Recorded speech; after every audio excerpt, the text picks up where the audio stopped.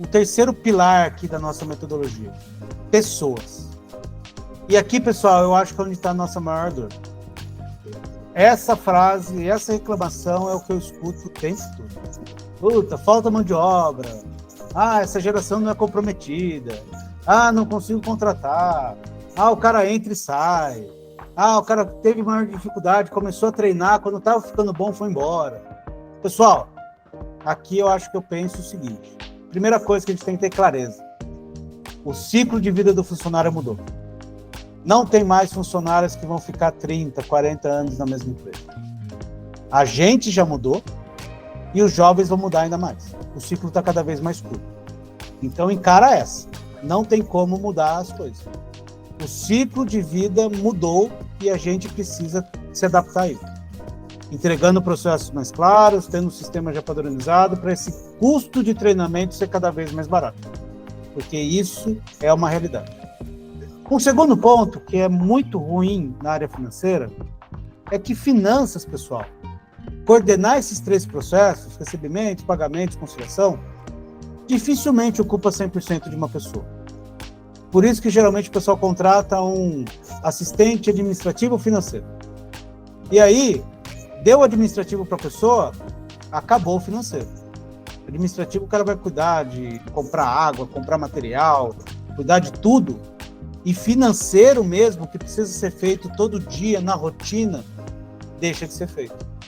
Essa também é uma outra grande dinâmica na área financeira para organizar esses processos, que é uma grande dificuldade.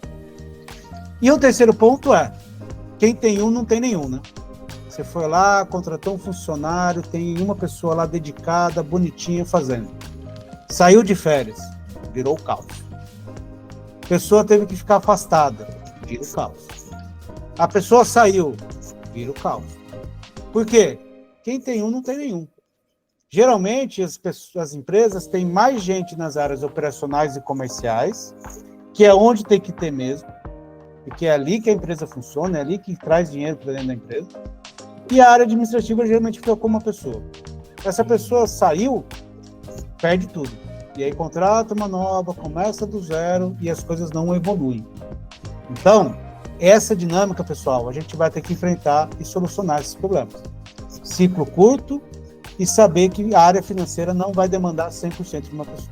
Quais são os medos que a gente tem na hora de delegar o financeiro? O primeiro, básico, é ser roubado, né? Você pega uma pessoa com desvio de caráter aí, põe um financeiro, você vai ser roubado. Esse é um grande medo. E, pessoal, sendo bem honesto, tá? Geralmente não é na área financeira que tem os desvios, né? Geralmente é na área comercial, é na área de compras, é ali que geralmente rola as fraudes. Mas sim, você colocou alguém para cuidar do seu dinheiro, o medo de ser roubado é iminente. Um segundo grande medo, na hora de delegar a área financeira, de você chamar alguém para te ajudar, é você ser criticado. É ter alguém lá para ficar julgando as suas decisões, ficar controlando o seu dinheiro, ficar te acusando, Isso também é muito comum. Ninguém aqui, nenhum empresário, quer ficar com o seu funcionário, que fique lá controlando a sua vida, que fique falando da sua vida para as outras pessoas. E que é um outro terceiro medo, que é ser exposto. É ter essa pessoa divulgando para outras pessoas o seu resultado, quanto que você recebe, quanto que você retira da empresa. E é isso que está por trás aqui do grande medo, geralmente, nos financeiros. É uma baita dificuldade, pessoal, e é bem comum isso, você conseguir colocar alguém para te ajudar, porque esses 3 medos te travam. Normalmente, quando você tem um sócio, o risco de ser roubado é 0. E aí você tem lá aquele sócio operando bonitinho. Quando você tem mais de um sócio, pode acontecer. Não é exceções. Já vi várias situações onde teve um sócio, chamou alguém para ajudar, desviou dinheiro. O segundo ponto é, se você é o sócio e faz tudo, 100% da responsabilidade é sua, você navega sozinho. E é muito difícil a gente ver os nossos erros, quando a gente faz, a gente analisa, é muito difícil. É muito mais fácil quando você tem alguém para te ajudar, olhando de fora, para o outro ângulo, para identificar oportunidades. E o terceiro ponto de vazar informações, o risco é baixo. Só se você quiser falar. Mas ninguém vai saber do seu resultado, ninguém vai saber de quanto dinheiro você retira daquela empresa, se você não falar. Agora, quando você traz um funcionário, aí sim começa o problema. O funcionário pode desviar dinheiro? Pode. Se ele tiver como fazer os pagamentos, pode. Se você não controla, mais ainda. Se ele tem o poder de fazer pagamentos, mas você controla, analisa o fluxo de caixa, acompanha, esse risco diminui muito. Mas se você não controlar, esse risco é bem grande. Segundo ponto, funcionário vai criticar você? Cara, costuma acontecer com muita frequência. Seja ele falando diretamente para você ou indiretamente, que é até pior. Ele vai falar com colegas, vai falar em casa e os seus dados vão vazar inevitavelmente. Por isso que você vai ter que lidar com isso. Se você colocar um funcionário para te ajudar a fazer pagamentos, recebimentos, essa pessoa vai saber o seu fluxo de caixa e vai falar. Ela pode ser discreta dentro da empresa, mas ela vai falar em casa, vai falar numa roda com amigos. É inevitável esses dois tipos de coisa. E aí que surge uma outra oportunidade. É aí que surge uma terceira opção, que é justamente o que a gente faz no doutor financeiro. No doutor financeiro, seu risco de pagamento desviado é zero. Por quê? Porque a gente não faz pagamento. A gente vai fazer o agendamento no seu banco e vai falar para você ir lá aprovar. Então você não vai delegar para a gente a responsabilidade e a autonomia para fazer os pagamentos. A gente vai agendar e mandar para você aprovar. E também posso passar por algum problema. Até hoje eu nunca tive, graças a Deus. Mas se alguém do meu time fizer alguma cagada, eu tenho seguro e pago para você. Você não vai ficar com esse dinheiro perdido.